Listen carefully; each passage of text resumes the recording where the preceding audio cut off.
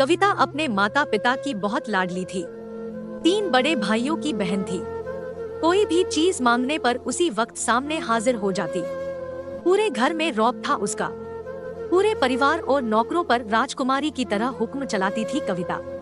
School में भी पूरा रौब था उसका। बड़े घर की लाडली जो थी वह। ऐसे ही उसने कॉलेज में दाखिला लिया। उसके ठाट बाट, बड़ी गाड़ी में आना जाना, हर दिन नया फैशन देखकर हर कोई उससे दोस्ती करना चाहता था। थोड़े ही दिनों में उसके बहुत से दोस्त बन गए। पूरे कॉलेज में उसकी अपनी ही एक पहचान थी। इन दिनों उसके घर एक रिश्ता आया। खानदानी लोग थे और पापा की पुरानी जान पहचान थी उनके साथ। कविता के साथ कोई जबरदस्ती नहीं थी, पर कविता ने फिर भी हाँ कर दी क्योंकि वह अपने परिवार से बहुत प्यार करती थी। वह जानती थी कि वह लोग उसका अच्छा ही सोचेंगे। लड़के का नाम राज था। राज काफी पढ़ा लिखा और समझदार लड़का था। ससुराल वाले भी बहुत अच्छे थे। ससुराल में कविता की जगह वैसी ही थी जैसी कि मायके में। कोई भी कार्य कविता की सलाह के बिना नहीं होता था। सबकी लाडली बहू बन गई थी वह। फिर उसके घर एक बेटे का जन्म हुआ। राहुल कविता को जान से प्यारा था। पोता पाकर ससुराल वाले तो फूले नहीं समाते थे। कविता कभी कभी सोचती कि उसकी किस्मत कितनी अच्छी है। उसका हर अपना उसे कितना प्यार करता है। चाहे जीवन में कैसा भी समय आए, मेरे अपने हमेशा मेरे साथ है। मैं कभी अकेली नहीं हो सकती। कितनी खुशकिस्मत हूँ मैं।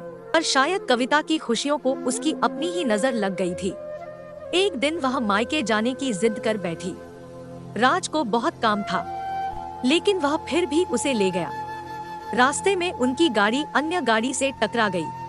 कविता, राज और राहुल बहुत बुरी तरह से जख्मी हो गए। काफी दिनों के इलाज के बाद राज और राहुल तो ठीक हो गए, लेकिन कविता पूरी तरह ठीक ना हो सकी। सर पर चोट लगने के कारण वह अपनी आंखों की रोशनी खो बैठी। अब कविता की किस्मत जैसे उल्टे पांव चलने लगी। मायके वाले कुछ दिनों तक उसे मिलने आते रहे, फिर कभी कभार फोन ही करके पूछ लेते कि अब कैसी हो। धीरे धीरे ये सिलसिला भी कम हो गया। ससुराल वालों की सहानुभूति भी कम होने लगी। घर में किसी को पास बैठने के लिए कहती तो जवाब मिलता, बहुत काम है, अब तुम भी हाथ नहीं बंटा सकती। राज भी चिड़चिड़ा हो गया था। बस राहुल ही था उसके साथ, जिसके साथ हंसते खेलते उसका वक्त गुजरता। एक दिन कविता के हाथ से कुछ सामान गिर गया, जिसकी वजह से राहुल को हल्की सी चोट लग गई। कविता के सास ससुर ने राहुल को उससे अलग कर दिया कि कहीं उसके ना देखने की वजह से बच्चे का कोई नुकसान ना हो जाए। कविता अंदर से टूट चुकी थी। एक दिन उसने सबके सामने मायके जाने की इच्छा रखी तो राज उसे तुरंत मायके छोड़ आया, जैसे कि वह भी यही चाहता था। लेकिन राहुल को उसके साथ नहीं भेजा गया। कविता कभी राहुल से दूर नहीं रही थी, पर अपनी कमी के कारण उसने ज्यादा बहस नहीं की। कविता को लगा कि वह 3-4 दिन वहाँ रहेगी तो थोड़ा हवा पानी बदल जाएगा, क्योंकि वह कितने दिनों से कहीं भी बाहर नहीं गई थी। घर वाले भी इतने दिनों बाद उसे देखकर कितने खुश होंगे। कविता के घर पहुँचने पर सब लोग बहुत खुश हुए। खाने में सब कुछ कविता की पसंद का ही बना था। उसने अपने मम्मी पापा और भाई भाभीओं से दिल खोलकर बातें की। उनके छोटे छोटे बच्चे भी हुआ के साथ घुल मिल गए थे।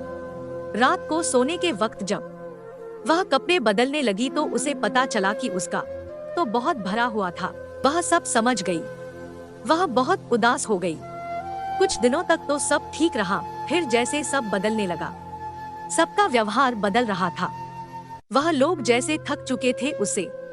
सब लोग घुमा फिरा कर पूछने लगे कि राज कब आ रहा है, उसे ले जाने। वह बहाना बना देती, जबकि वह जानती थी कि उस घर में अब उसके लिए कोई जगह नहीं। कविता से चलते वक्त कुछ ना कुछ नुकसान हो जाता। थोड़ी बहुत टोका-टाकी उसे सुनाई देती, वह टाल देती। एक दिन उसके हाथ से लगकर एक कीमती फूलदान टूट गया। छोटी भाभी ने बहुत हंगामा मचाया। कविता के माता पिता रोज रोज के झमेलों से तंग आ गए थे। उन्होंने राज को खुद से फोन कर दिया। राज कविता को अपने घर ले गया। कविता को अपने परिवार वालों से ये उम्मीद ना थी। जिस कविता के कहे बिना घर में एक पत्ता भी नहीं हिलता था, उस घर के लिए वह अब बोझ बन चुकी थी। राज के साथ ससुराल आते वक्त वह बहुत खुश थी, क्योंकि वह अपने घर जा रही थी, अपने जिगर के टुकड़े राहुल के पास। परंतु यह खुशी भी कुछ पल की ही थी। सारा बंदोबस्त पहले ही किया हुआ था। कविता को सीधे ऊपर वाले कमरे में पहुंचा दिया गया। राहुल से दूर रहने की सख्त चेतावनी दी गई। एक कांवाली लता को उसकी जिम्मेदारी सौंपी गई, जो उसके खाने पहनने जैसी जरूरतों का ध्यान रखती। कविता ज्यादातर चुप ही रहती, कभी कभी कांवाली लता से थोड़ा बतिया लेती। उसके जरिए राहुल का पता चल जाता।